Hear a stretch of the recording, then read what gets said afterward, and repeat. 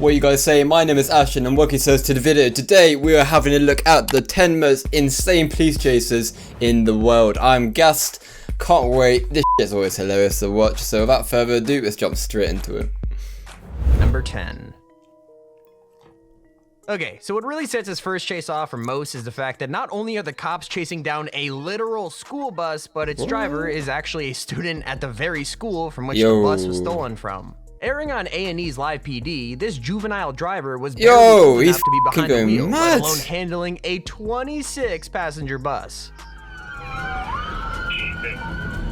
Considering he was already bound to be charged, this young driver decided to swerve all over the road, at one point even heading into oncoming traffic. However, rather than colliding with the traffic on the other side of the road, our bus thief decided to go for a different target.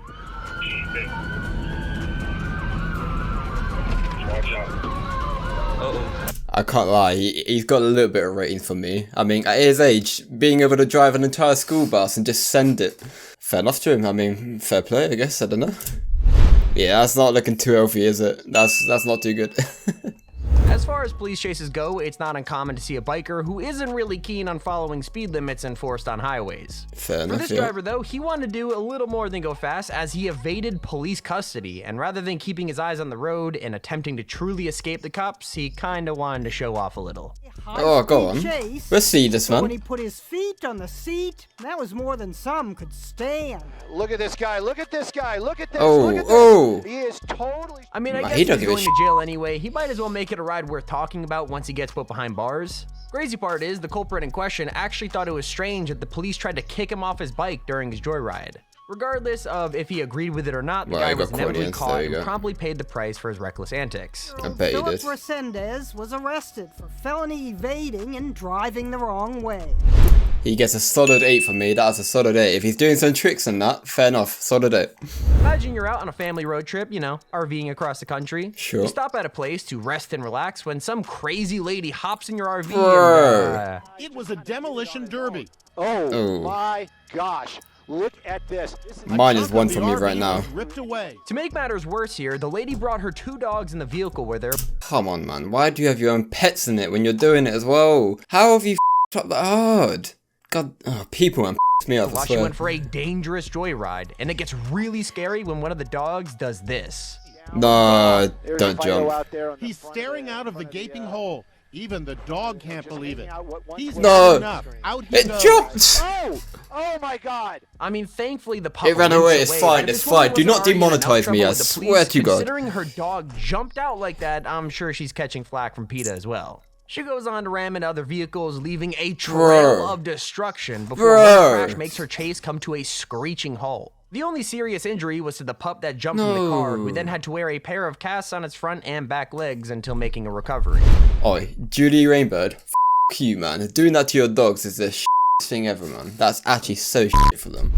Trying to get away from police in an RV is bad enough, but having your pets in the car at the same time, absolute head. Mine is 100 out of 10 for that one. If there's one thing we've all done while playing the Grand Theft Auto series, it's easily spinning out and crashing during a police chase. Sure. Naturally, the main vehicles following you are, of course, police cruisers, and while some of us just grab another pedestrian's car, the rest of us run straight for a cop car instead. So, when this guy totaled the first vehicle he stole, the next closest car just so happened to be that of the very officers who were meant to apprehend him. Smart cookies in general. Well, where are the officers at this point? Oh no. Legend, how's he done that? How's he got away with that? Now commandeered a CHP car. Somehow he manages to evade the cops and even take off with one of their cruisers, and that's not even the worst of it. To the woman who was on her hands and knees, both leaving their car. And there's another officer that's just clueless. He doesn't even know. Legend, that's quality, that is. That's great. I mean, you can't really blame the officer who keeps on going here. Like, how in the world would you ever expect that your peers would let a suspect get away and with one of their own vehicles? Literally. Well, I say get away, but the chase only continued on for like another 20 minutes before the crook was arrested. 20 minutes, oh, he totaled the car again. I was going to give him a 9, but I'm going to give him an 8 since he messed up that car as well. So 8 out of 10. Well played, mate. Well played. Alright, if you can't tell by now, these chases come in all shapes and sizes, but the very last person you'd ever expect to see behind the wheel, well, are little kids. In the case of this 7-year-old, he had his first encounter with the law 7-year-old on a bright Sunday morning. Weber County Sheriff's patrol car as the deputy followed the boy, unaware of just how young that driver was. It was a wild ride, but the little guy never went over 35. And while you can't really tell that it's a kid with him just driving along, it gets a lot easier to see once he pulls up to his family's driveway. They'll never find me under the bed. Oh my god, he's tiny. How has he done that? At 7-year-old, man, I couldn't even speak properly at that point, and he's driving a goddamn car. That makes no sense whatsoever. Fair enough to him. I'm giving him a solid 5 for that. No, I'll give him a 7 actually, thinking about it. I mean, if he's a 7-year-old, he deserves a 7. That's fair play, man. If I were to categorize the boy's skill as a driver, the kid just ran right inside and told his dad that the cops were outside without giving him literally any context. So when the officer went ahead and told the dad what his son had been up to before church, he was just as confused as any of us probably would be in that situation.